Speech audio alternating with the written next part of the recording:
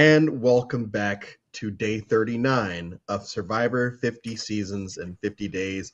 I just finished watching Survivor Island of the Idols. Oh boy. It you know what? And we're gonna introduce the panel in a second. Island of the Idols is fine until it's not. And if you can and we'll get to there. So our panel today, we have making a return from the first time I did this. We have Malcolm, who we know each other from the Survivor Diversity Campaign, which started a year after this season aired, and this season is Correct. fairly diverse. But like looking at it again today, this season is fairly diverse. And then also Andy, going all the way back to my first LRG Survivor New York back in 2021. That's why you look familiar. Oh my gosh. Andy, thank you both so much for joining a season that people weren't really trying to hop on board to do. So I'm very thankful that y'all were able to do this. And just kind of starting from jump, this is the last season of the 30s. It's yet another theme. We've the 30s are the era of big moves and themes. And here it's Island of the Idols, because once again, we have this cute little Fijian island off to our side. We've already done Ghost Island. We've already done Edge of Extinction. Let's do some. Malcolm, starting with you, what did you think of the actual theme as it was presented in the weeks leading up to, or even just in the premiere? Yeah, so when I saw the theme, I remember seeing the theme and I was like, oh, how cool. Like Sandra, yay. Boston Rob. Again, that was kind of like my thought process. But I think when it came to the theme, I was very interested to see how they were going to impact the game. And I think my big concern was also like, oh gosh, are they going to eventually become players? Like, what does that look like? But I think it was great hype as well as like, hey, if you like Sandra or Boston Rob, you're gonna tune into this season, and then to know that it was eventually Winners at War coming up, it makes sense as to why they'd want to incorporate, some of their bigger names to do something like Idol of the Idols to really hype it up for 40. Yeah, and Jeff even brings it up during the reunion where he says, like when he brings Rob and Sandra on the stage, and he's like, "Oh, see, the fans really want you to play again," knowing that they've already, Andy, to you. So, like I said, we're deep into the themed version of the 30s. For you, where does the Island of the Idols twist, whether you like the season or not, where does it fall for you as far as the other 30s themes that they kind of threw at us? Yeah, it's funny. Like I'm one of those people who in Modern Survivor, I like complain about the lack of themes. Like I felt like the 40s lacked some cohesion because of the lack of themes. But like looking back at the 30s, I'm like, well, maybe there is such a thing as like too much theme as well. I think that this theme is maybe kind of the bottom half of the themes. I think like conceptually it was really fun. Those like the giant like set pieces of Rob and Sandra's head were pretty cool. And getting to see them in like a coaching capacity was like a cool thing. But I think that the actual coaching that they did was oftentimes weird and didn't really make sense. Like we have like a coin flip, we have like a fire making challenge. No, like someone's never going to win. I think we have like the precursors of the beware advantage popping up. Yes. Um, so I think that like conceptually the theme was really cool. I think that the way that they executed it was not as good. I thought that they missed some like big opportunities. Like fun to have Rob and Sandra like in the booth like talking trash. Like I love that. Um, but a Well, lot of what Rob and Sandra had to do felt almost strained in a way, where it was like they were yes. trying to fit into, okay, this is what the parameters of whatever thing you've given us, and we have to make it sound like we think that this is actually makes sense. And that, a lot of times it didn't feel like it did. It almost felt like they were reading from a script, but like they change up a few words to make it sound like it's Rob or Sandra saying it.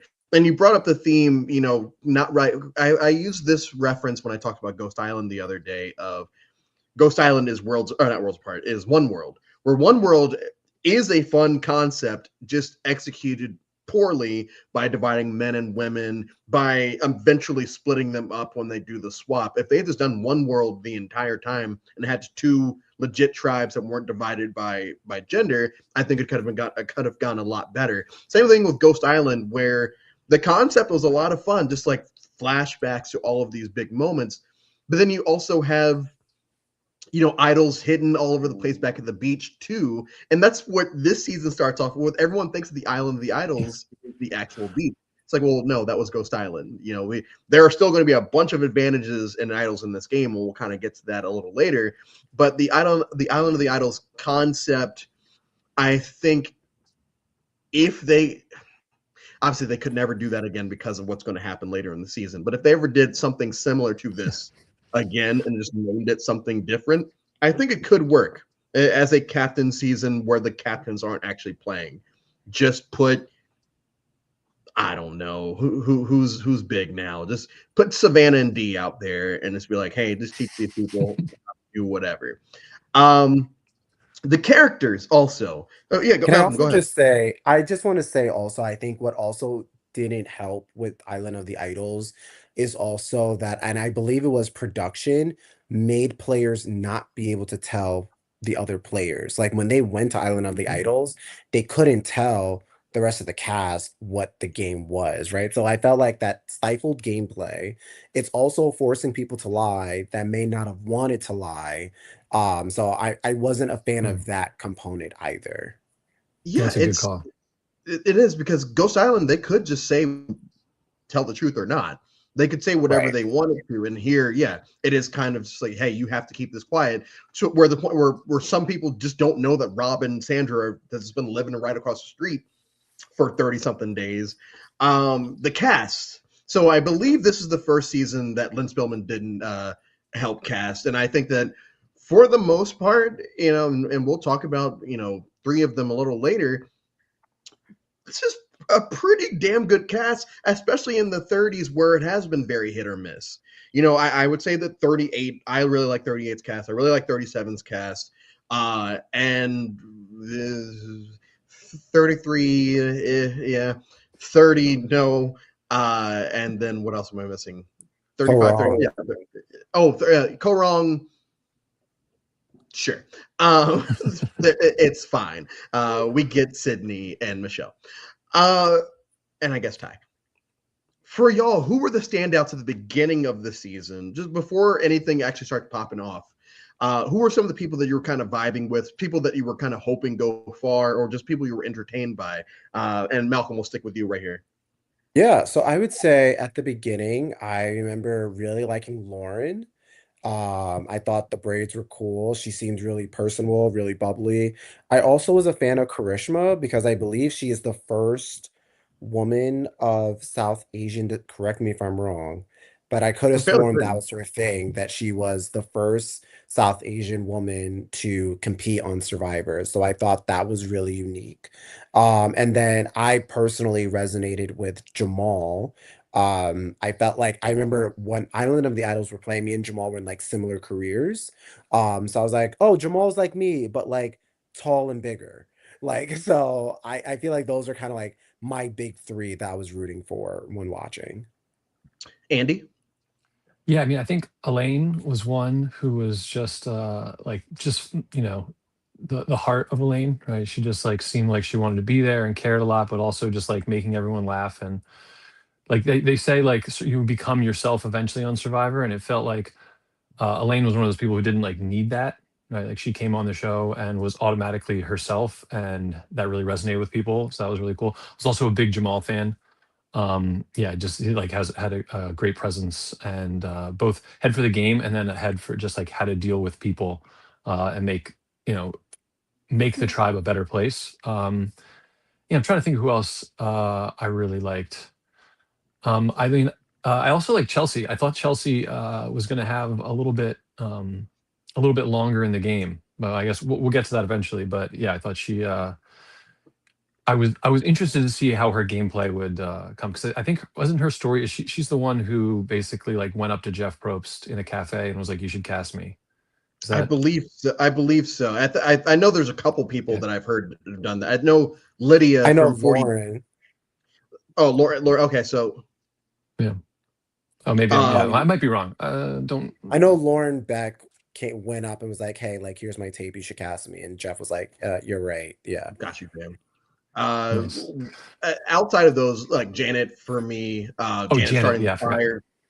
Janet starting the fire, I think in the premiere episode, I thought that was just a telegraph. She's going to lose at fire, and it wasn't. She loses before it. To the stupidest. Nora was one of these Mm. crazy folks that I usually don't vibe with this archetype. Notoriously, I said I would never do this marathon if Coach 150, and he didn't. And I feel like Nora kind of falls in that archetype of just over the top characters. But once again, it's one of those where I buy that she is what she is showing on the show. It never felt like she was playing it up. It just felt like this is what this human being is, and y'all are just have to live with it for turns out 39 days.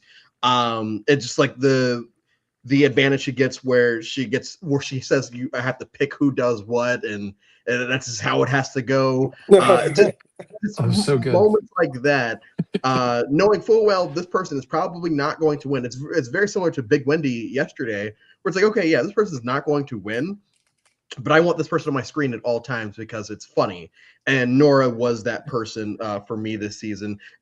Krishna got brought up. Andy, you brought up Elaine, and it's funny that you say she has this great story and all that because I do agree with you, but she's one of the first people in the show's history where she has no physical handicap or whatever. She has nothing like that, yet people still want to get her out first because if she gets to the end, she's going to win. Because that's like with Kelly and Nicaragua or Chad and Vanuatu, where it's like, oh yeah, we got to get rid of this person because they've got a story. It's like all Elaine has is just word of mouth story. So Andy, what did you think of them wanting Elaine out first round because of reasons? Yeah, I feel like you always want to try and like if Survivor the game of finding a reason to vote someone out, and a lot of times like people are grasping for reasons.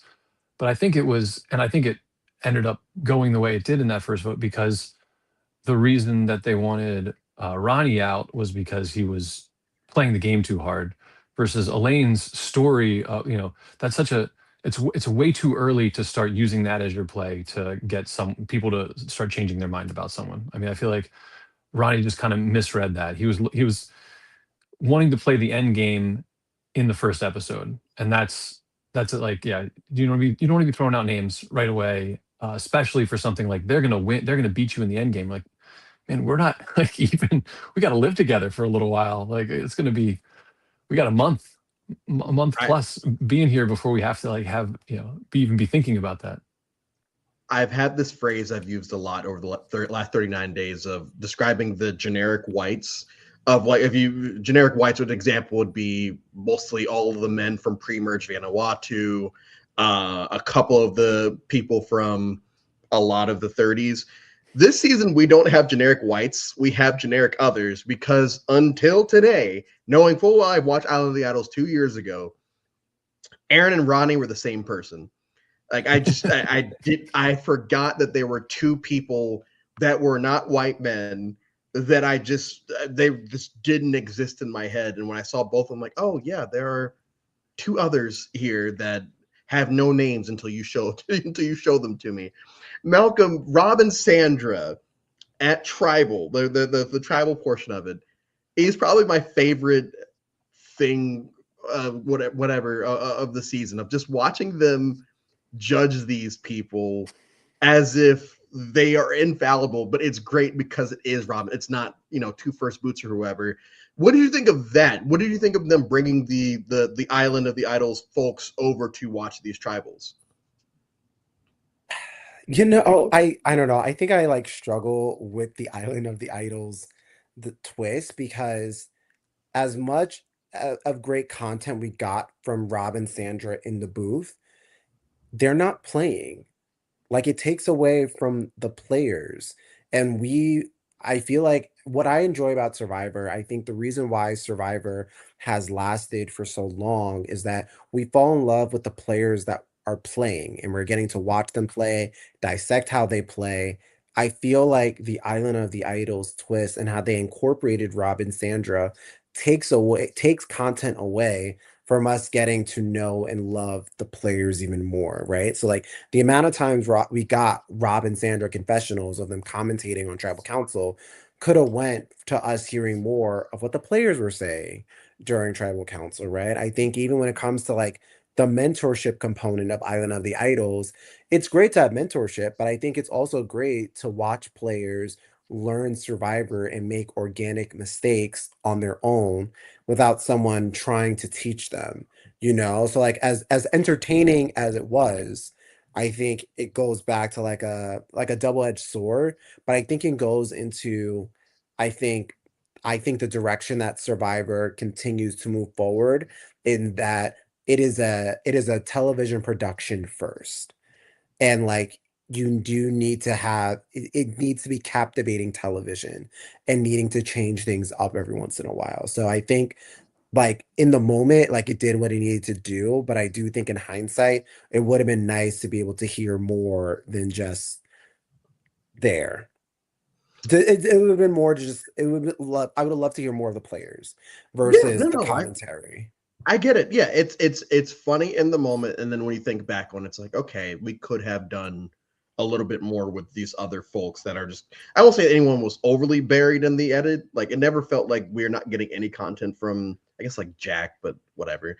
Yeah. Andy, same type of question, but I want to just gonna go deeper with it of just favorite, I guess, message, maybe the corniest message, whatever that they gave to the players in the game, of like, oh, the moral of this story is like with Kelly Kim, where it's like, oh, I'm going to tell you all these stories about my life, and I know you have no reason to listen to this because we're not playing with you. And she does get it right, I'm pretty sure.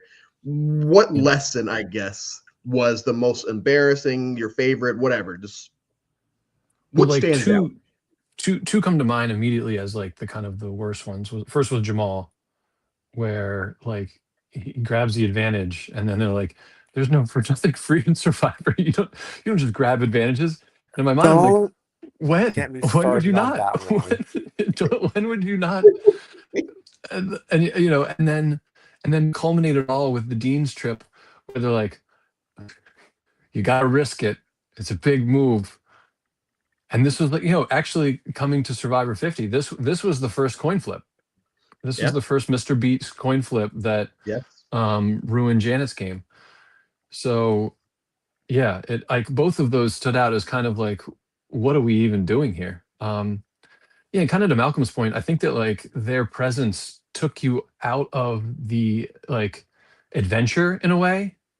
It like, because original Survivor, you almost like thought of it as like a different version of Lost, or like the people stranded on an island. And like Jeff kind of breaks that a little bit. The challenges break that a little bit, but it still seems to like hold together as this adventure story. But when you start adding more people to come in and comment on it and make it seem like there's something they're watching too, it does kind of break down the walls of the adventure. And you almost, yeah, the show gets laid more bare than it would have been. But yeah, I think Yeah. that, but I think that was the problem, right? Like they just did things that didn't help the game, didn't make the game more interesting. The game made the game kind of just worse for the players and worse for us, the audience, because it didn't make as much sense. Yeah. And One of the spoiler biggest. alert, the winner of the season does not go to Island of the Idols Or at have all. any idols or advantages. Like No. it like in hindsight, it's a literal waste of time. Yeah, the you the learn biggest nothing. one of the bigger issues that the modern fandom has about post COVID Survivor is, oh, they just don't let the players play, they just do all the stuff to impact the game. It's like, yeah, it also happened in Island of the Idols, but because the fandom loves wearing these weird nostalgia goggles where anything post Winners at War is new to the game and makes the show suck, it's like, no, these things have always happened, including in the season that you hate in Island of the Idols, but still the Robin Sandra of it all does negatively impact the game, because like y'all just said, Tommy doesn't have anything and he wins the game. It's I feel like it hampers a lot, and the Jamal thing is probably the most egregious. of he did nothing. We've seen people do that before. Like, that's just what It's also Jeremy's wife helping him find an idol in the woods. Like Val, find an idol in the woods. It's like, come on. But it's also like I think what was so frustrating about like the Jamal find in particular is that that is the game that Survivor has created. You are encouraging people to go into the woods and look for things. So when they see Mhm. something that doesn't belong there, or it says, what did it say, grab this? Yeah. Why would you I mean, not grab this? So then he got penalized for it. If I was Jamal, I would have said, get Matt Van Wegman on this beach now because someone's getting cursed out because this is ridiculous. I mean, yes, you just yes, watched all y'all 38 are all in seasons the big before this. moves. Go You ahead, go you ahead, just Andy. watched all 38 seasons before this. Has there ever been a case? Was there a case in any of those seasons where there was some sort of advantage that if you grabbed it, it was just bad for you? Like, does that like had that ever happened before? No, like Yeah, there's the that's the losers get the cook. Y'all were talking about cookouts before we went live. The loser gets the bottle, but like even then, it wasn't randomly picked up. They just were given to it, and they had to do whatever was in the bottle. That's not fun. Um, to quote Parmigiano. We're gonna do an around the horn type question here, just because this is going to be the first Dan reference of the night. So we see very early on that him and Kelly. Oh, he's massaging Kelly. She's giving confessionals where it's like, yeah, he's a little weird. I don't want him touching me. Blah blah blah. She has a talk with him. He seems receptive to it. He seems receptive to it. Um, Andy, I know Malcolm said he watched this live. Did you watch this one live? Before I ask the question. yeah. Oh yeah, I had like Okay. I did multiple wand-offs for this season. I had like my little draft. Like she, yeah. You do Okay. wand offs? I'm sorry, never mind. Well, on um, this topic, I mean, on the topic of Dan, I did two wand-offs. One was, is Dan a creep after the first episode, based on Radiohead, and then later again off the same song, Dan is a creep. Dan's a creep. Yeah, so going off of yeah, that, then yeah. watching that just without referring to anything that happens after this, specifically the merge, watching it in real time. Did you how did y'all feel about it? Because I talked about this about 20 days ago with China and Jean Robert, where it is played for laughs. If you go all the way back to Thailand, whatever happened, whatever not happened, whatever, it's still played for laughs in both the season and in the All Stars reunion. So here it's not, but do you care? Is it like, okay, I'm glad this is done? Where were you guys kind of at with this? Are we talking about like the entirety of the Dan situation or like No, this is like pre-merge Dan? just that first, yeah, just pre-merge, Dan. Um, when I was watching it in live time, I looked at Survivor from a different perspective, right? So I wasn't thinking about Edgic, I wasn't thinking about winner's edit. All I just took what was presented to me. So when it got mentioned, because it wasn't, I felt like it wasn't as heavy of a topic as first. Like it was getting mentioned, but I didn't think anything of it. So I think that was my thought process at first until we get to the merge episode. Andy?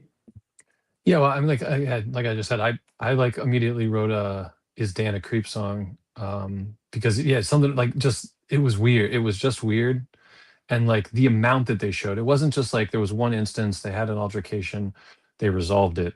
It was they showed like receipts of like a bunch of times like putting his sweaty head on her leg and like just massaging like her trying to brush him off. Like it was the amount that they showed of it like was just like why this has got to be more of a story because like and maybe yeah maybe I was like watching it a little different, right? I wasn't just like yeah I was like why are they like what's the purpose of this? And I was like well he's creepy like that's yeah. So immediately I was kind of like on edge, but then it doesn't it kind of disappears for a while.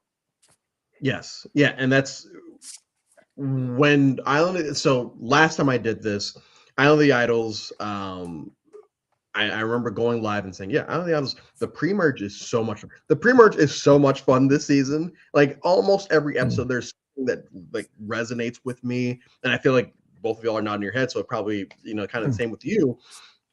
And I think it's because it's a testament to the cast that we have here, where even a lot of those big pre-merge names go out, where Karishma could go out pre-merge and doesn't, and we're happy for it because, at least for me, I am excited to see more Karishma going into the merge, knowing full well that for some random reason these people hate her and everything she stands for. Malcolm, one, some of your favorite pre-merge moments of the season, but two, and Andy, I'm going to ask you that's the same question. Why does everyone hate Karishma? Yeah, I would say one of my, I don't know if it was a favorite moment per se, but I feel like the Molly boot is the first time people are like, oh, this girl reminds me of Parvati. She needs to go.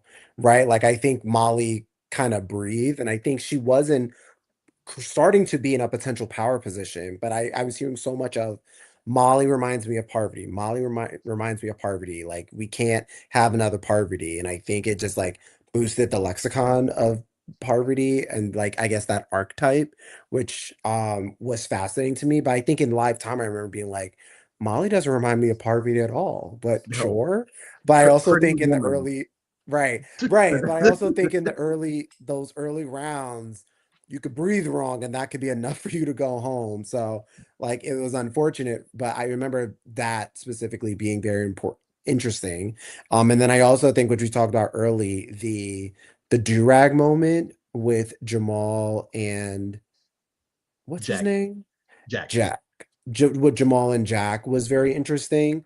I think Survivor did a good job of like playing it out, hearing Jamal's perspective as like why he did it. It was nice to hear Jack be receptive towards it because that could have went a completely different route if he would have gotten defensive and that they were able to come together. A lot of my friends that didn't watch Survivor saw that saw that video and were sending it to me. So I was like, all right, yay, like people are knowing Survivor more. Did they watch the season? No, but it was nice to know that like my friends saw that moment and then reached out to me saying like, "Hey, I saw this and this is what it made me think." Mhm. Andy? So I like, yeah, the Jamal and Jack moment was great. I think like the one of my favorite moments is the Dean gaff where he goes, let's split Split the the votes. vote. It's so good. So yeah, where they're like the whole tribe Yeah, is they're like, there, and I think Vince goes off on the boat, and then they Dean's like, oh, what if he comes back? So he's like, oh, we'll just split the votes, and the whole tribe is there. And yeah, they're all like, on who? Like, what are you talking about, guy? as a wise So man that once said, split the vote. yeah. So that was I love that. I love that moment. I love Nora trying to convince everyone um to yeah to that she should be the caller, and then they just sit her out. That was yeah, because like there was a lot of good moments, and like somebody talking about earlier, I do love like a good either delusional or like player who's kind of like doesn't isn't fully with it. I love the comedy moments of Survivor of people trying to play well and failing. And then I think for Krishma, I think every reason everyone didn't like her. I mean, I th- I think it's maybe plays into it less these days, but it seemed like they were talking about her, what she like her camp, like how she contributed to camp, and then her like her demeanor when she was around, like she was sad. But that's it's one of those like that's kind of a circular thing, right? Like you're like, oh, we treat this person badly, and then they're not happy, and then we don't like them because they're unhappy, so we treat them badly. And like so that cycle of like yeah, it's just like faulty logic on their part of like, hey, actually if we reach out to this person and like tried to include her, maybe she wouldn't be doing the things that we are saying make us not like her. So yeah, it's kind of unfair, but a lot of Survivor social politics are unfair. And she loves Applebee's, which is like the big Oh, meme that came out of the big meme that came out of this season is Karishma loves Applebee's, it's and her favorite sit down restaurant. we'll get Liz Wilcox in what a week, It's but roughly a week. So I'll be excited for that. I Uh, want to know like her favorite restaurant because it's not her favorite restaurant. It's her favorite sit down Sit restaurant. down. That's right. Yes, it needs to be qualified. Uh, Malcolm, you brought up the do rag incident, and this this is a time in Survivor where they are trying to get past a lot of, I guess, negativity of the first 30 seasons, specifically Worlds Apart. Well, what was being portrayed in Worlds Apart. And so almost any time that we have a season after Worlds Apart, if there's a moment that comes up, if you don't count the Varner thing and what happens this season, anytime there's any type of player that like says something out of line or is shown to be kind of a dickhead, if you want to just go Scott, Jason, and Co wrong, or even Reem, the way that she was treating people when they got to Edge of Extinction yesterday, we're still shown enough from these players to that they're not just shown as overly bad people. And I think the reason I appreciated it here because I don't think Jack is a bad person. It's just I'm glad that they showed us everything in this situation. It wasn't just Jack saying that Malcolm or not, you're Malcolm, Jamal saying what he has to say and just giving a weird confession where Jack says something negative because now we have to have Jack as the bad person. No, they showed it, I believe, in whatever real time is with the situation. And it's one of those last moments of the season where it does get you to feel something. It is fun to kind of sit there and watch them have this conversation, and it can be like, okay, yeah, this is cool because this is 2019. We're firmly into woke era. We're firmly into this world where we can have these conversations, especially if someone is receptive to them. So I've always appreciated that moment. There is Kelly's such a fun character, especially hiding.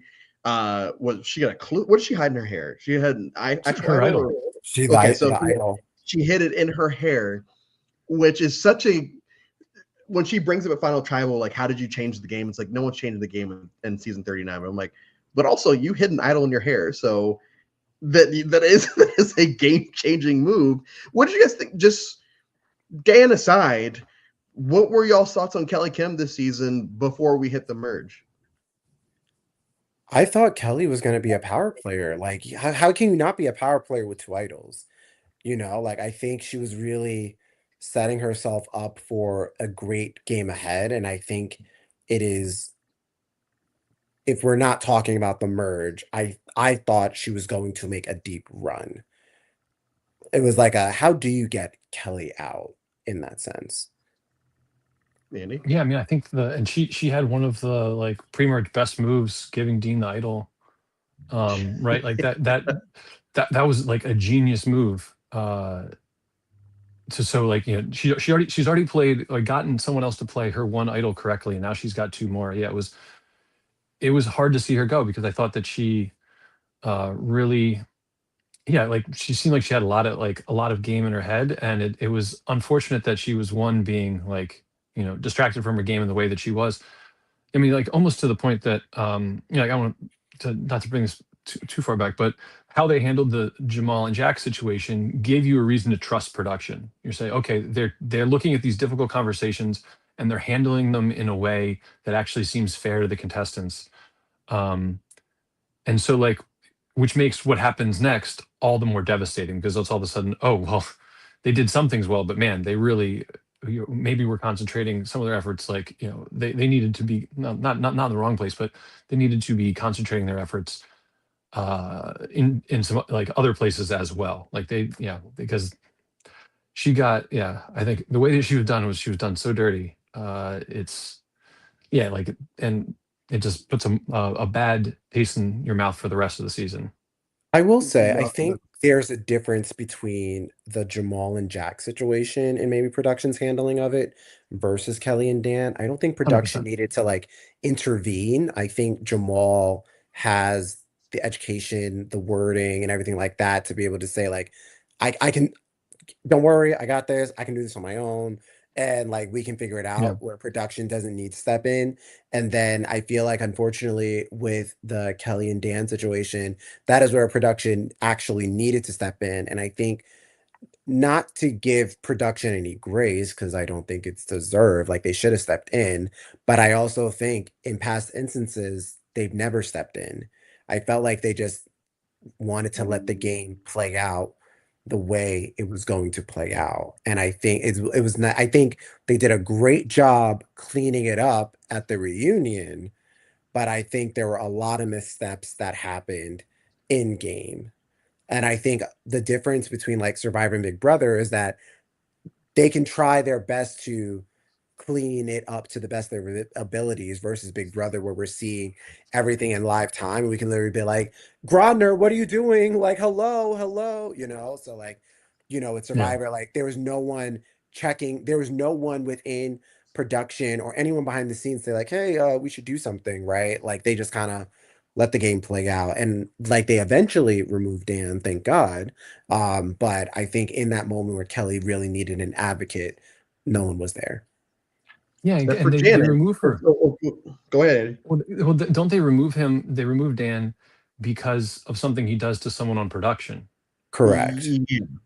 which makes it even like because there's some level of we as even when things were going wrong at the beginning of the season, I thought Dan was a creep. I didn't think that things were going to go to where they were because I had trust in Survivor's production team, and I think at level the players do as well, right? If anything goes too wrong, they they haven't removed anyone from this, but they've removed people, right? Like Brandon Hance Brandon. was basically removed, right? He Yeah. was a danger. Yeah, he was scaring people. He was danger camp. So they have been willing to step in before, and this is a different kind of danger. I worry like you spoke like how well spoken Jamal was and how he was really like able to articulate to Jack in a way that made sense to Jack and really resolve it in a wonderful way. I thought that I wonder if like Dan was also able to convince production that it wasn't as bad, because he was already able to kind of convince Kelly. Like when you see him talk, you don't see Dan talk a lot, which makes sense. But even when he's talking to Kelly that first time, he says all the right things. He knows what to say. He knows how to make himself not seem like the bad guy. Almost seem like he eventually plays as if he's the victim. Um, so It's yeah, so I wonder funny if that he. you said, because I've never thought about it like that. The fact that because he's able to, because I said at the beginning of this, said, oh, he seems like he's being receptive to what Kelly is saying, and it seems like what he is saying is, this is how he. And so yeah, if all it takes is because they production says, hey, we had a talk with everyone, and this is what we did. It's like, yeah, as long as you're well spoken, I guess you can kind of convince people, hey, my intentions were never this, they were this, and people will just buy it because why wouldn't they buy it? We casted you, we know that you're not a bad person, right? Yeah, I've never thought about it like that before, but that is a good point. Okay, we are at 38:28 now. Before we went live, I said we are not going to hit an hour because it's Island of the Idols. I'm going to give us 5 minutes. So until we get to 43 to talk about the merge, I'll just quickly say I think that Missy and Liz, I dislike them more than I dislike Dan in this episode. I feel horrible for Janet. I feel horrible for Kelly. I appreciate Jamal stepping in. The floor is y'all's. Andy, we'll start with you, and then we'll move to Malcolm. Yeah, I mean, it just like honestly going back to the season, I forgot that Rob and Sandra were in it. I forgot how many good, interesting people were cast. Like I just remembered this happened. Um, and mainly this episode, not even the episode where Dan gets removed, because this is like the one where everything goes wrong for everyone, right? Like they bring something that should be outside the game into the game, and there are multiple points where, yeah, even production breaking the fourth wall and saying, if you need help, come and talk to us, where she clearly needs help already. Yeah, how it goes wrong for Janet. Like every piece of it is so gross and ugly that it makes like we have to then continue to watch Dan in the game right after this. They don't mention that this happened really again until they start like, oh, and Dan's out, just by the way.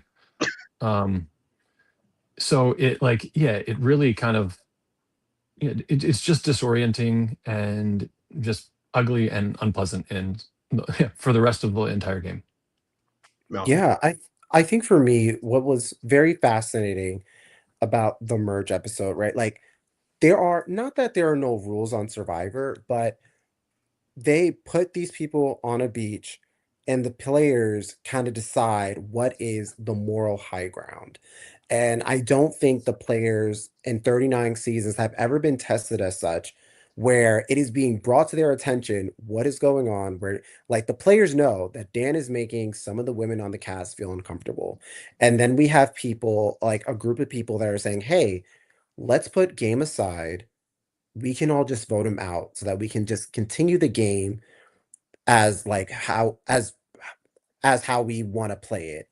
And a group of people say, I hear you. However, Dan is one of my numbers, and I'm not losing one of my numbers regardless of how he is making other women feel and make that decision. Because even after Kelly gets voted out, I believe we get a confessional from almost everyone on their perspective of the entire situation, except Tommy's. Tom. However, Tommy did vote Kelly out Yeah. because Dan was Tommy's number, you know. So I was just shocked to not shocked, but it just made me sit there and say like, wow, like in a situation where like as players, you know, we could have said like, hey, like for the betterment of the game and you know thinking about everyone's experience, you know, let's put game aside and you know do the right thing.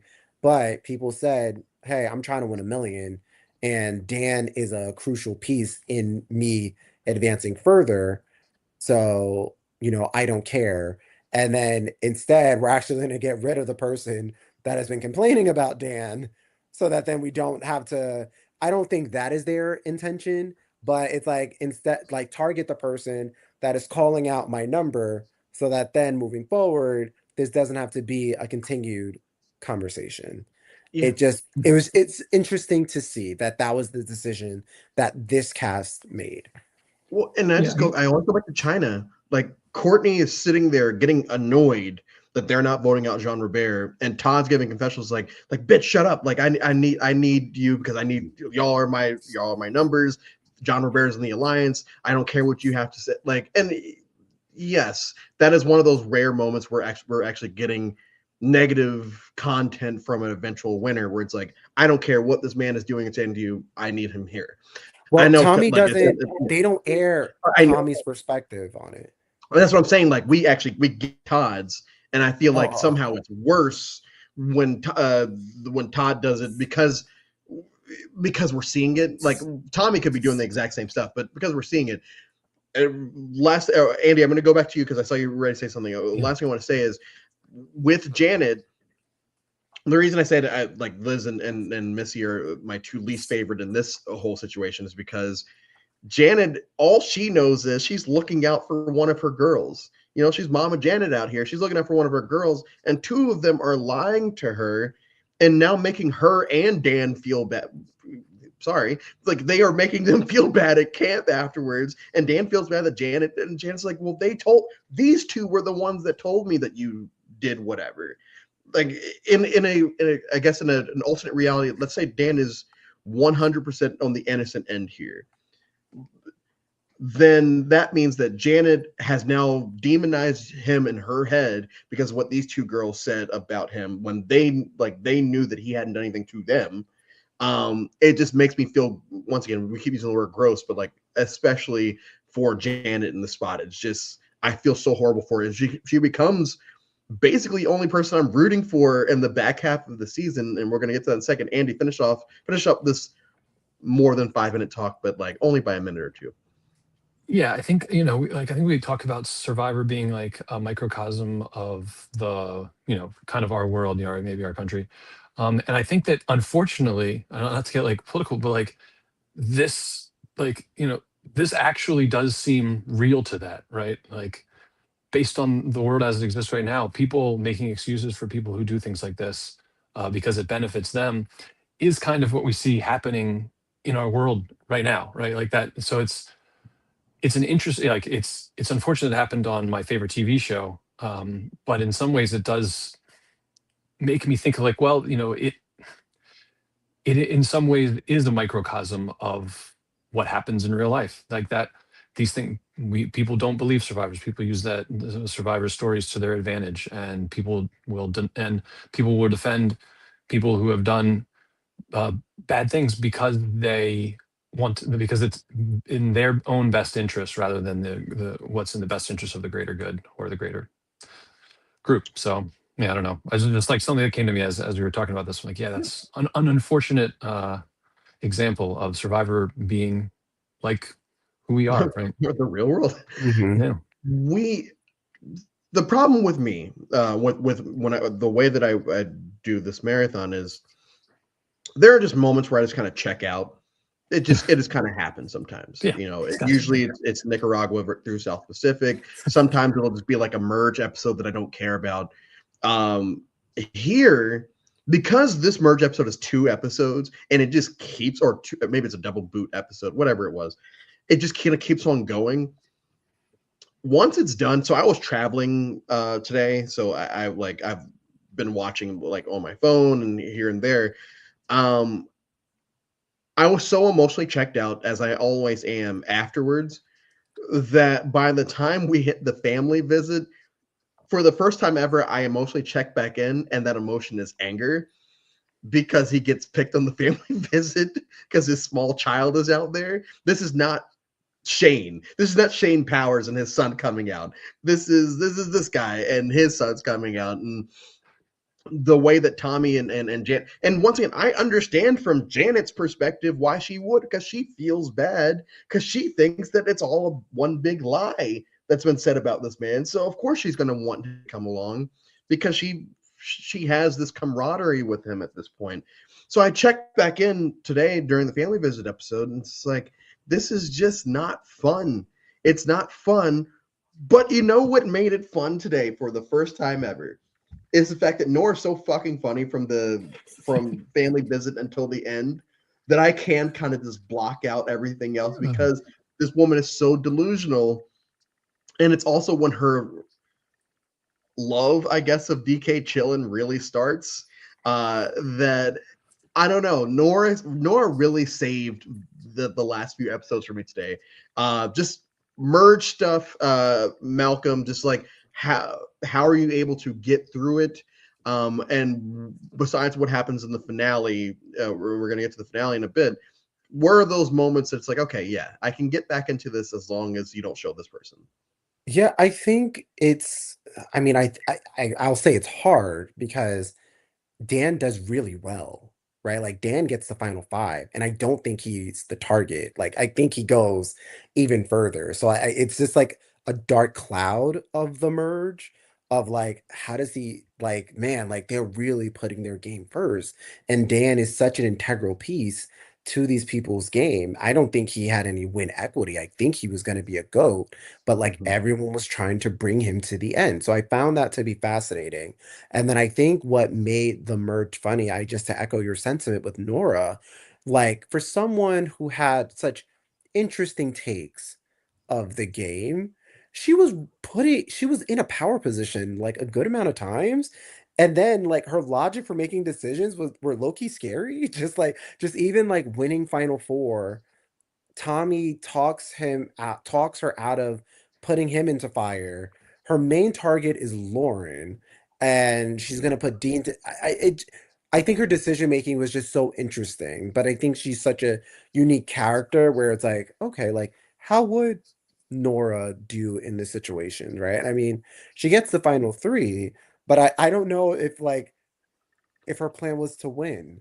I'm not sure. Like Her I don't know her how not having Tommy and Lauren not go against each other is like a winning plan. But I think it goes back to like, mind you, so sad. There's so much to talk about Islands of Idol. We have not talked about the winning game, where Tommy, I think, does a great job of lowering his threat level where Laura just doesn't even see how big of a threat Tommy is in terms of his connections, how he moved the game around the players so well, you know? So it was just very interesting.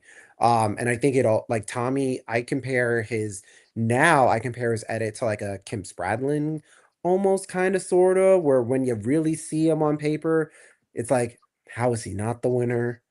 And then you keep on going on throughout the season. It's like, he's got to be the winner, right? Like, who else can it be?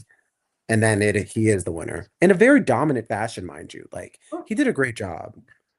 Yeah, I mean that movie Uh, you're talking about where he convinces Nora to send Dean again because I can't make fire. Send Dean against Lauren. Now I'm going to teach Dean how to make fire so that Dean can beat Lauren. Is like a beautiful play. And Nora's announcing to everyone that they were going to be on fire is one of my all-time favorite moments. Like, you're on fire. You're on fire. Mm. Yeah. What does she say? She's like, you're on well, fire. that she goes And that's through what I a mean. whole You're gonna go make spiel. fire. You're on fire. Yeah. What was that? I'm sorry.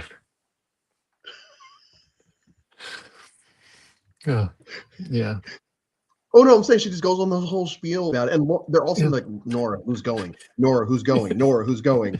And Lauren eventually like, oh Lauren, you're going to go in the fire, and Lauren loses it, which is it's not funny, but it's funny because the sadness and anger is directed at Nora because Nora just could not just sit there and say, it's you, Lauren, it's you, Dean, and that she had to do a whole Nora about it. Andy, Your continue. game's on fire. Your game's on fire. And that's what I mean. You're on fire. You're going to fire. You're going to make fire. Um, And we didn't and I really would talk about Detective Dean. Detective Dean was also a fun moment in the season, but that's what go ahead, go ahead. yeah. I mean, I think it was pre it was a pre-merge thing, but I like had Detective Dean written down here. It was like when he was trying to figure out who got rid of Chelsea, and he started calling himself Detective Dean and going around and like doing an investigation. A man But of many yeah, it was nicknames.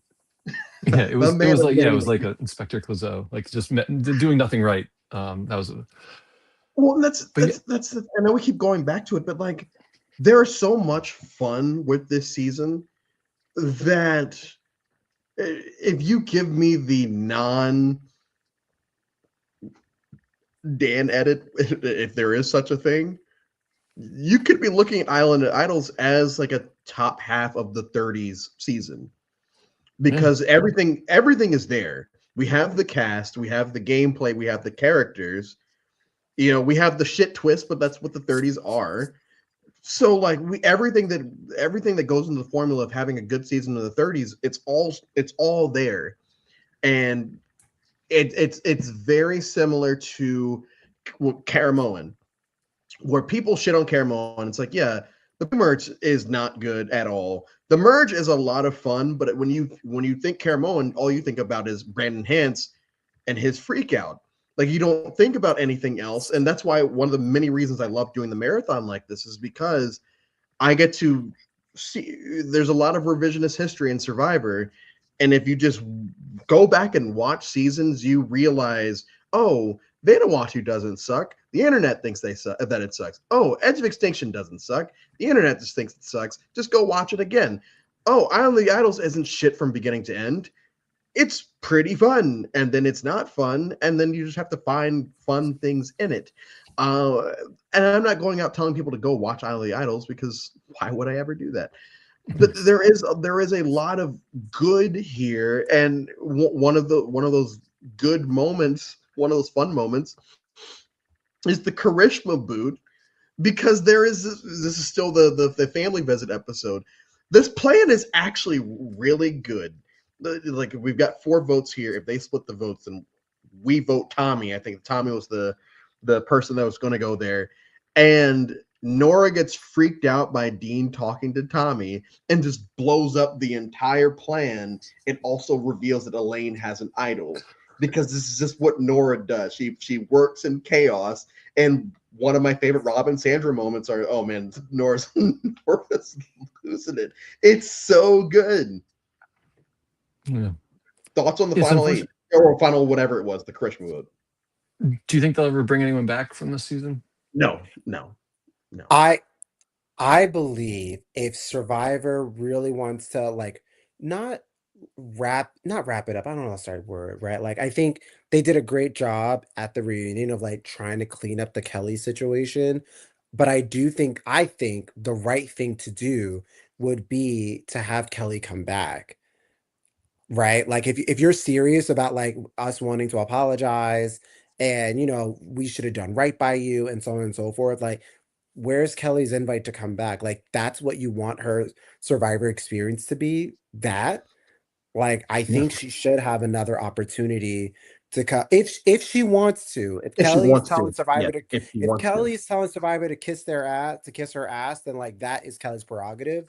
But I think if Kelly wants to come back, they should have a spot ready to go for her.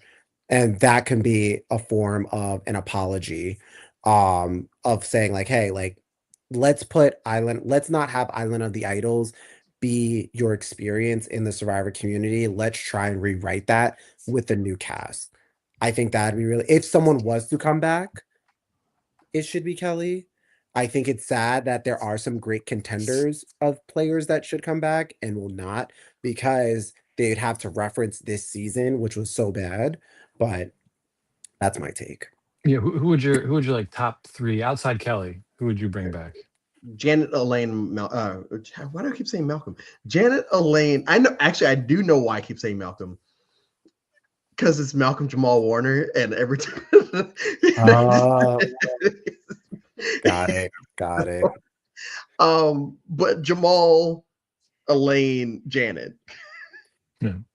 I would pick. I would love to see Lauren get another Mhm. shot. Um, I would love to see Janet come back.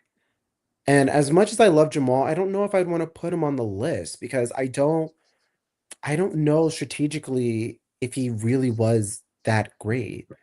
I caught him I mean, napping. yeah, Yeah, that he was. he found something and grabbed it. Like how dumb can But you be? Okay. well, I mean, outside of that, I know, like I know. I know. he didn't have a great first tribal. I believe when he swapped, he wasn't on the right side of that vote either. There was a unanimous vote. He was wrong on the Kelly vote. Like, I don't know if he just ever got his footing to warrant a second chance. Mhm. Whereas I think Lauren had a lot of promise. She Yeah. made Final Four. I think if it was somehow her and Tommy sitting at the final two, I think it's a much closer vote Yes. than Tommy sweeping Dean and Nora. Like Well, I think well, she there were should two come votes. back. Tommy didn't get two votes. He didn't Uh, sweep. Two He whole didn't, vote. he didn't sweep. He got the same vote count as Natalie White, man, and Yeah, Queen, yeah, yeah, legend, he did. Yes, he did. mother, right? Andy, who are yours? Yeah, I mean, I think you've said everyone that's kind of a contender for me. Um, yeah, I was even thinking like I was looking at like the boot order and like, man, Aaron did really well considering I forgot Aaron was on this season. Um, Man, yeah, I thought Aaron like was Ronnie. yeah, well, yeah, like I thought I was like, yeah, Aaron, like yeah, I just remembered Aaron had like the socks with his kids on them, and I was like, oh, that's a good move. Mm. And then I was like, but he went out pretty early, and then I like when I was going back through it, I was like, oh no, he didn't. Oh, like he stuck. He was like, how long was he here? He was And third what or was he fourth doing the whole time? juror. Yeah, he was like third or Yeah, fourth juror. yeah. Um, But like, yeah, I think besides Janet Lane, kind of Lauren and Jamal, yeah, there's no one else who like really. I mean, and Kelly. Well, shit. because yeah, because I that's mean, if we're sitting here like Dean Dean is the yeah, father of nicknames, and Nora is a great character. Like, that's I'm not true. begging Yeah, for either one of them to come back, but like, if either one of them came back to the show, I'm not going to be there like, wait, Dean, Nora. It's like, no, Dean, Nora. yeah. It makes Yeah, I wouldn't sense. groan. I You're wouldn't gonna bring groan Coach if they back. I came You wouldn't can back. bring go. Nora back. Yeah. Shit, if you bring Karishma back, I'm like, oh, Yeah. okay, yeah, I get it. These people hated her. Maybe these people won't. Hmm. I quickly want to. We're going to hit an hour. Sorry. Like it's Thailand will officially be the only season that doesn't hit an hour, and that's fine with me.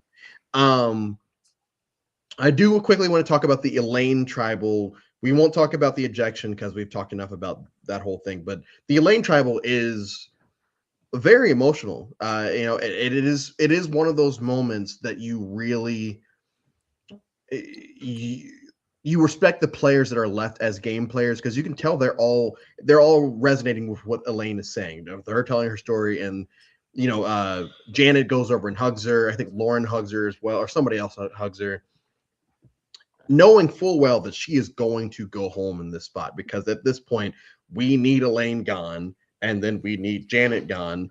I This is another one of those moments today, watching the season today, where it's like, okay, I know what's going to happen at the end of this episode, and I'm fine with that because I still appreciate what's happening here. Elaine is one of those big underdogs that we hope to have here and there. But the bigger move is, so we lose Dan, and then 5 is where the plot thickens, and we're gonna get rid of Janet, and everyone plays their role so well. Andy, what did you think of this? I think it was like 30 minutes between when the episode starts, everything dealing with them getting to the island of the idols, uh them finding the idol there, blah blah blah. Dean gets his idol nullifier the previous episode. What did you think of this first half of the finale of just their plot to get rid of Janet? I mean, I feel like I have trouble not like I'm a fan first, and I'm looking for like that satisfying story, and Janet winning is like so close here and so satisfying that to see her go off on a twist that is, to me, not a fun, not like you put idols in the game because you want players that don't have that, to give players that are going to be have their backs against the wall an out, and then to snatch that away from them with an idle nullifier uh it just like it was kind of deflating. It was kind of like, like the season already has enough problems, and like 'cause Dean won it on the coin flip, right? He got it Well, by taking a chance. Like take a big chance, and you get to get rid of or the you odds lose on your favorite. vote, or you lose your vote, which is another thing that people think kind of started post COVID. Yeah. No, No, yeah, exactly. It's a risk reward. But yeah, so I was just, yeah, I was just disappointed just watching this. I'm like, because you kind of see it, you know it's going to happen, and you know there's kind of, yeah, it felt inevitable, and then to see, yeah, and then how it all plays out. Like I feel like it happens so often in Survivor, where like the it happened this past season, season 50, where it's like every person I want to win seems to like just go out, and then you're left with who's left. you're left with DK, Chillin, and Nora. Malcolm, thoughts on this Janet, just the end of Janet in this game? Oh, Janet, what a mother you are. I think when it comes to, I don't want to say it's that Survivor getting in its own way, but I think it's crazy to have these players work hard to get an idol just for it to have the ability to be negated. And especially, I don't know if I think there were island nullifiers before, right? I think 37 had one, maybe, or was this the first time we've seen that? I think it was First the time what? first one. I don't know if I think this is the second time we've Oh, seen it. I think David it was the versus first. Goliath. David versus Goliath. Carl plays it on Dan. Carl plays it on Dan and David versus Goliath Got two it. days ago. Okay. Got it. You're right. I was like, if somebody would know, it would be you, Yeah, David. yeah. So, 2 days ago. I'm not a fan of, and again, I understand Survivor TV show first, and you have to do things to, keep players on their toes, to, as people watching the show, wanting us to be entertained. I'm not a fan of having players work hard to gain something just for it to potentially be negated, right? Like if Janet plays the idol wrong, so be it. If somehow Janet's idol gets taken by like the knowledge is power, then so be it. But the fact that she played the idol, played it when she needed it, and then to have it be nullified out of nowhere is just not, I don't think that is great television if I'm trying to put on like my production Yeah, match. You especially know, watching like like in this season, it's kind of like, all right, we just last like I'm sure Tommy, Dean, and Nora are all great people, whatever. But like Janet is our hero of the season. She, and so to lose her like that, who are you rooting? Like, who do you want to root for? Yeah, I know you pointed out like, oh, Tommy on paper, and I do agree with you. But once Janet's gone, it's like I don't want to root for Lauren because she's skin folk, and that's like really it. Like, and even then, that's me pulling that card. But like in right, reality, it's like, okay, Janet's gone. I don't really care who wins now. If Nora wins, it'll be hilarious. If Dean wins, it's because he had 1,000 advantages. If Lauren wins, it's because she played a pretty fucking good game. And, and if Tommy wins, it's because he played a really good game as well. And it makes sense. But I'm not actively rooting for anyone once Janet goes here. yeah, and like Survivor doesn't have happy endings, right? Like not all the time. Sometimes we get Not great all the time. endings. Yeah, sometimes we get in a great ending. Sometimes we get the ending that is the ending, right? And I just think that in this situation for Janet, like I just wish that she went out another way. Like again, she's doing Fire all me. the right things, and then somehow, some way, an idol nullifier is the reason why she goes home. Again, I'd be like, where is Matt Van Wagman? Because he needs to pull up the tribal council immediately. That's what I would have done.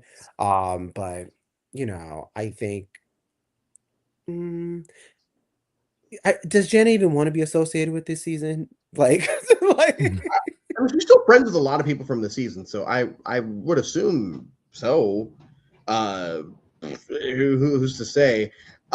We already talked about Nora in the final four fire making. We don't want to go into that. I did feel really bad for Lauren because that entire segment is just her crying. But we do ultimately get to the final three of Dean, Tommy, and Nora. And for me, Dean's game encapsulates what the 30s were, which is how many fancy pieces of paper and or toys can you get, and are people going to respect the fact that you got all these fancy pieces of paper or toys? And obviously the answer here is no.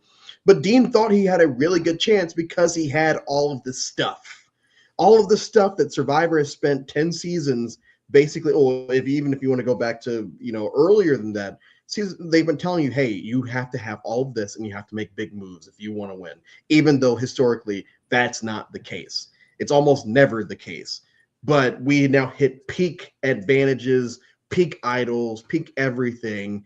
And the person that thinks they did it the best, which I'm not going to argue with him in this season because he did, doesn't win because ultimately it does come down to who have the better relationships and who was doing more either behind the scenes or whatever. I'm glad that we're going to get Winners at War tomorrow, but like I'm glad that this is kind of the end of this, like of the at least the big moves part of it. Obviously, in the 40s, they're going to continue to add more advantages and twists and whatever. But I'm glad this is the end of, hey, you need this if you want to win. I think they stopped pushing that narrative after this season. Um, Malcolm, what did you think of this final tribal? I know you brought up Tommy on paper wins and all of that, but like, did you think that Nora or Dean had a chance at winning here based off of what you were watching? yeah, Nora, no, like lovely third place. Let me give her her roses, right? Like, you got to the end, and especially in this era, in the 30s, it's like women, no. So I just didn't have any high hopes for Nora, sadly. And then I thought it was going to be a closer contest Mhm. between Dean and Tommy. So I went in being like, Tommy's gonna win this. And then Dean was making great arguments where I kind of like perked up a little bit, like, wait a minute, am I getting fooled? Like, could Dean win this? But I think it was nice to see Tommy pull it out at the end, and be the first person to win by getting taken to final three. And I shout out to, I guess, maybe this jury or this cast, because this cast did watch 38. So they did see Chris Underwood make his move and the desire to make big moves. And I feel like Tommy is literally the antithesis of that, where I don't need to win any immunities. I don't need to do all the idols. I clearly don't need to participate in the big twist, Island of the Idols. But I understood the cast that I was playing with.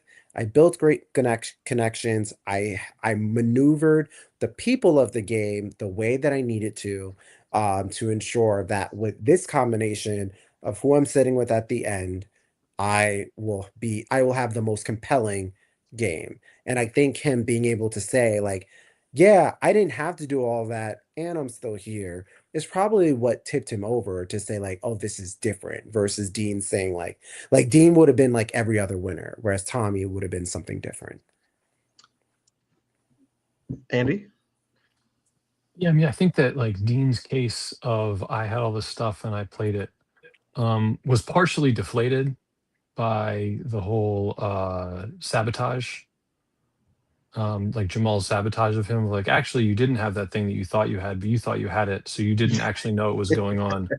So your game awareness actually takes a huge hit. Like you played some advantages correctly, but you also, yeah, you didn't actually know everything that you had or what its value was. So I think that going in and making a case like I deserve to win because I had all this stuff and I did all this stuff, and then to get like kind of like deflated in that way, really hurt it. But yeah, I thought, I mean, like you said, I thought Tommy played a great game, just because he was able to make those social relationships. I mean, at the end of the day, the goal of the game is to make the people in the jury want to vote for you. Like there's a lot of this like pretend that it's about outwit, outplay, outlast, and people put these labels on what those things mean. But at the end of the day, you just have to convince those people that they want you to be their winner. For whatever, and understanding why each person is going to vote how they're going to vote is really tricky. Like I've played LRGs. I've like watched these seasons. I still cannot figure out why people are going to vote that way that they're going to vote, whether um, because for each person it's different, and they'll tell you it's for one reason, and then it could be for another reason. So I think Tommy did a great job of kind of, but yeah, at the end of the day, I think it's all relationships. It's all like, who do you feel good about voting for? Who can you walk away and be like, you know what, I'm happy with that vote. I did the thing that I wanted to do, and it felt true to me. And I think Tommy gave everyone, they could look at him and say, you know what, he seems like a good guy. He played, I liked him. I'm happy with the game he played, and he seemed to have just more social awareness and game awareness than the other two by like a pretty good margin. So I think it was a satisfying. It was satisfying to see him win, despite the fact that a couple of votes ago, I didn't really want him to win. We the other big thing with the 30s is that because of how the edit is, you don't understand why certain jurors vote a certain way, which is not the case with the previous 29-ish seasons, like where you know why certain people are voting a certain way. Here, Elizabeth and Aaron vote for Dean.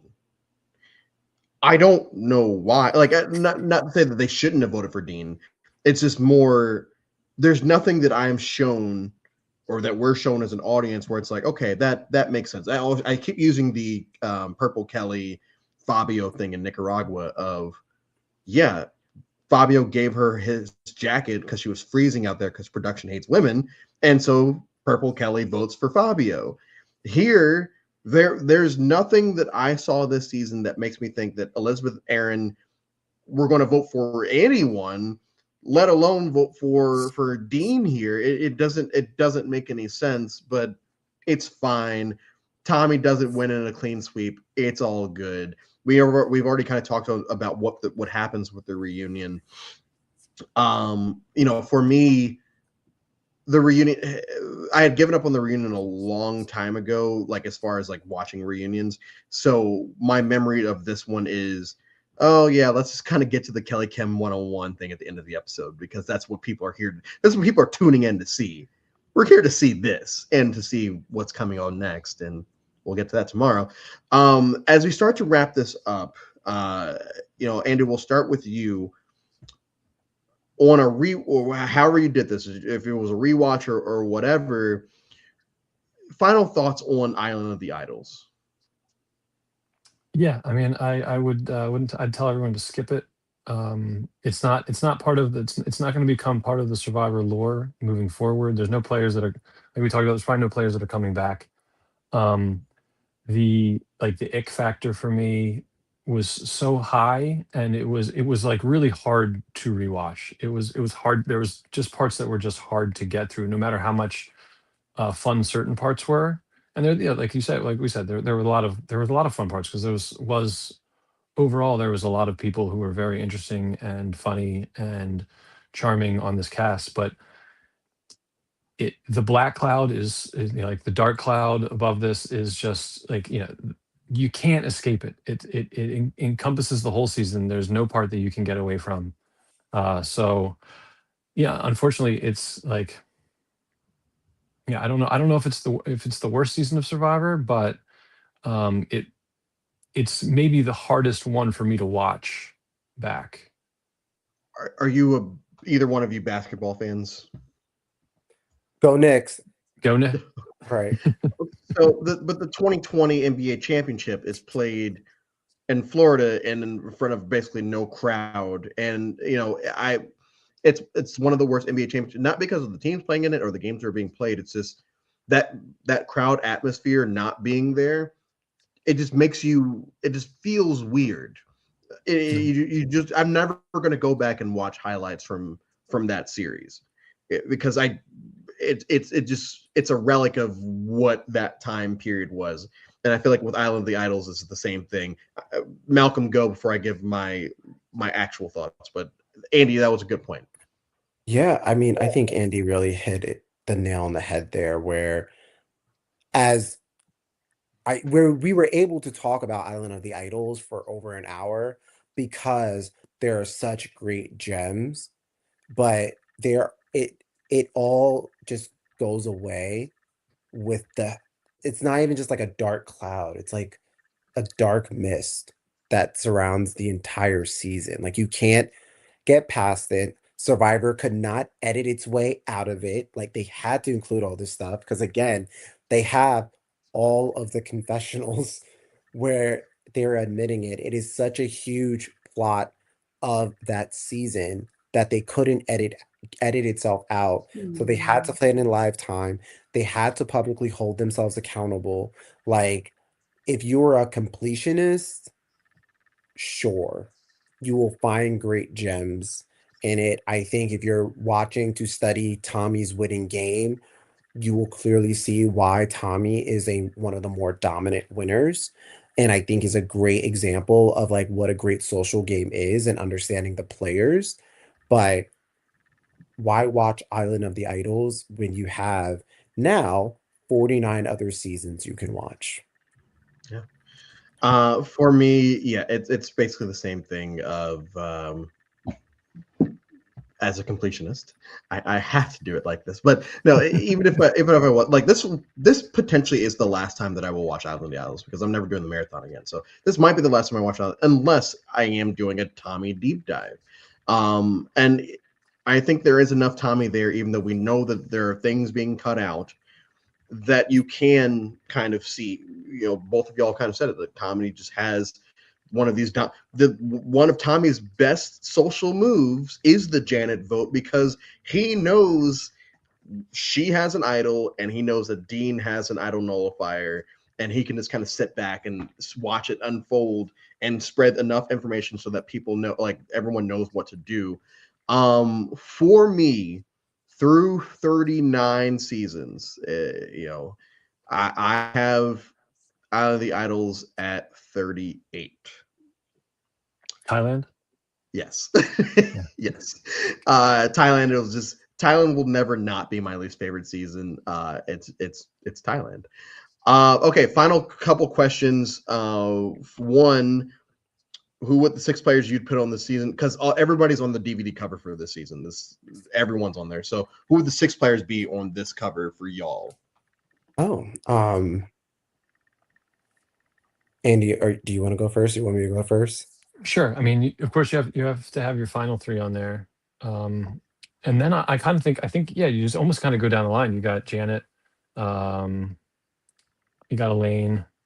Let's see, down the line, you'd have Dan and You skip you skip one. No, they they made him they disappear. just put He never into the existed. Yeah, he was on the jury. He's we you plan. look over here. Yeah, and who's the sixth person? I mean, Lauren would be the sixth person if you were yeah, going down Lauren. the Yeah, Lauren. line. Yeah, that's yeah. I mean, yeah, because I think they all were great characters. Like, yeah, none of them felt like yeah they didn't deserve to be on the cover. And I feel like the longer you make it, that's how I do my covers. I feel like yeah, if you unless there's a glaring problem, then it's kind of who should who made the biggest impact. And I thought all of those people really made a big impact. So Malcolm. Yeah, I would echo that sentiment. So before I wasn't thinking Lauren at first. I was thinking the final three, Tommy, Nora, Dean. I would have put Janet on there. I would have tried to fit Jamal in there. I think yeah, he's an important person on like the pre-merge, and he makes the merge at least. And then who was the last person I was thinking of? Because I think I just named five people. Elaine. Um, I don't know. I feel like I'm not big on the Elaine train. Like I'll watch the Elaine train kind of go by. Um, In I think June, Malcolm, in June, in Pride Month. What a monster. No. um I just think in terms of like the impact on this season, I just think there are more there's more people that like mm, actively made an impact. Like I think Elaine yeah, had a great story for sure. But I think like Janet was impactful, the top three were impactful. Actually, I'd put Lauren in there. Um, and then you know what? Fine, we can throw Elaine in there, if not Jamal. Okay, She well, makes it further. fine. Happy Pride. The end. Happy Pride. Okay, so final two questions. First, who would your number one ally be this season? oh, I'd be aligned with Nora. Um, just because it would just be so much. It would like I just want to laugh on the island. I just want to have a good time. Like if I ever went on Survivor, I would just want to have fun, right? Like I and watching someone that crazy try and play, um, but like getting like the up close and personal, like the insights into her thinking. That's just kind of like an opportunity you don't want to squander because it would make the experience so much funnier. So I think I would try and align with Nora, and that wouldn't work. It would be bad for me, but um, But you have a good time as it happened. oh, but while it lasted, it would be something. Malcolm. Yeah. I think my number one would probably be Lauren. I feel like not that we're the same, but I think that we would be able to bounce ideas off each other a lot. The only issue is that if I was on a tribe with Tommy, I don't know who Lauren picks, and then that's an issue. So Yeah. I may need to find somebody else, but I would want to gravitate towards Lauren first. Yeah, I mean, both are really good answers. I'd probably take Janet because I know that she would ride or die with me, like for Actually, sure. Like she, can I take my answer back? yeah, yeah. My number one actually would be Karishma because nobody likes her. No one likes. And because no one likes Karishma, I'm gonna make Karishma like me. And because nobody likes you, Karishma, you're gonna vote how I tell you to vote, and we're just gonna Yeah. ride it out to the end. That's it. Yeah, Karishma. um, and then when they turn on you guys, they're voting out Krishma because they're brought they up like Christmas first, so you have time to it. rebound from it. Right, Before right. the final question, Malcolm, you brought up how you would go about making your DVD cover, just like people that were more impactful as far as like the game, right? Am I putting words in your mouth? Okay. Yeah. Do you want to take a guess at what the Redemption Island cover is? Uh oh God. I think that is I imagine Boston Rob, Philip, Yes. Yep. Natalie. I think No. they had no Natalie. No, Natalie. That's crazy. She's literally Rob's number one. Anyway, I think Andrea's on there. Andrea. So you got three. Um, God, who thinks of Redemption Island? That season is such a. Is Matt You're on right. there? Is Matt on there? Matt is on there. Yep, Matt's on there. Okay. Why? Oh my God. Okay. Because he does kill Redemption Island. Like he is. He Who is. is You. who's like the You big really gotta burly go on man your with like the bag. hair? No, you gotta go on your bag for these last two. It's funny because these last two are the ones that I'm like trying to. Wait, I I'm. know it's not is Francesca on there? Francesca is one of them. What? Okay. And then who's the last one from Redemption? I Shit, don't even know who's you might forget this person was even on the season. I No. who is Russell it? Hands. Russell Hands. Russell Oh my Hands. God. Mm. Goodbye. Goodbye. What Uh, interesting choices for that cover. you're right. But okay, so final question. And Malcolm, we'll stick with you here. Something the modern fan base would not like about Isle of the Idols. Everything. Like I just think that yeah, you can't ignore the dark cloud that is the merge episode, right? And I think if a season like that aired now, I don't know if people would be calling for Survivor to get canceled just for like how badly they the amount of missteps that happened Yeah. with that and them airing it. And they didn't really take any ownership on it until the reunion, right? Like I feel like in this modern day, people would be like, we want answers now, right? Yeah. Like Kelly wouldn't be able to talk about it. I think the Me Too movement, correct me if I'm wrong, I don't know if it was as prevalent No, in because we just started in 2016, so like we're 3 years okay. into it. Yeah. Okay, but I feel like there's just so much more social awareness now about it Mhm. all. I think there would be like such a larger push for a possible cancellation or wanting immediate answers from Survivor and CBS on like how could you let this happen? Where do we kind of go from here? I don't think yeah, Survivor would have to do a lot of cleanup if this was to air today. Right. Andy. Thank you, Gabe. Yeah, I Andy. mean, yeah. So I'm like the huge problem. I was gonna be beyond that because that's obviously what everyone should hate the most. If that's not what you hate the most, I don't know what we're talking about. Um, but I think that like outside of that, I think that the modern fans would probably hate Tommy as the winner. Um, because the game he played is very like was to me was very much an old school game. It was not flashy. There were very few out in the open big moves. He didn't say much, he didn't do anything at try. He wasn't Rick Devinsing it up at tribal council. He didn't play any advantages. He didn't even go to the theme, right? He played this very subtle social game that was also very dominant, but it doesn't kind of jive what I with like, when the season they were showing on Netflix that got this whole like the modern push of fans through during COVID were the Tony seasons, right? Like their Winners at War. They were the seasons where big flashy moves, huge strategic gameplay. Like even though they're like kind of old school seasons, those were the kind of what was highlighted. And now we have so much of that, so much strategic game, um, like in the new era that I think that some of those players might look at Tommy's win and be like, no, he didn't deserve that. That's not how you play Survivor. Yeah, Yeah. Tommy's We would. game is not great TV. It's as No. simple as that.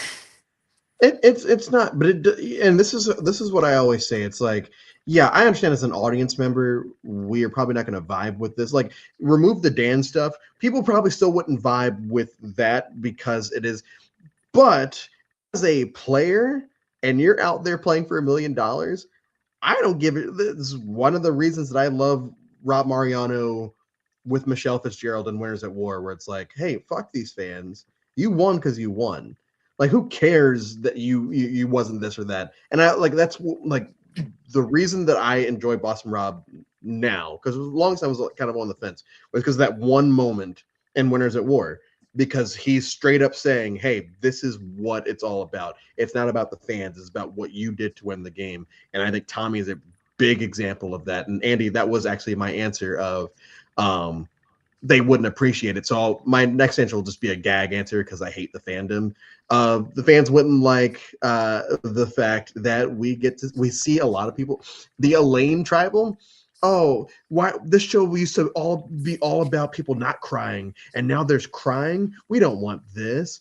They are not going to like the fact there's so many advantages in the game. The fact that Dean, right before Final Tribal, is sitting there with all of his stuff, and he's just like, "Yeah, this is everything I had in the game." They're not going to like the fact that there's a Rob Sandra twist that doesn't really work, but sort of sometimes. There's a lot of stuff that the modern fandom just hates, just because they have to hate things because our fandom sucks. Those But that's statues, gonna like they're gonna hate those statues so much. yeah. There's, Just, we went 30 minutes longer than I thought we would on Out of the Isle. So thank you both so much for this. Like it made me contemplate moving Out of the Idols a spot higher than it ended up. So Not too much. 38 is where it it didn't, but belongs. like I almost did. Malcolm, Andy, thank you both so much for, like I said, taking the time to do this one specifically. I feel like the dialogue was amazing. Um, it's weird because this is day 39, and like it used to be 39 days, and now I have 10 days left of this. 10 days, 10 days. I have 10 days left, and it's going to be rough because I'm traveling tomorrow. I have a wedding Friday. I have an anniversary dinner Saturday. I'm traveling Sunday or Monday. But this back half is going to be a lot, especially when those 90-minute episodes start. But I'm looking forward to it, and I'll make sure to. I'll be sending you both invites for the day 50 live stream. Basically, I'm going to live stream the entire season 50. You all can hop in for 30 seconds. You can hop in for 16 hours. Just I want everyone that was a part of this to hop on one last time. So thank you both so much for taking the time to do this. Everyone that's been supporting through all of it, it's been great. And we will be back tomorrow night for Survivor Winners at War.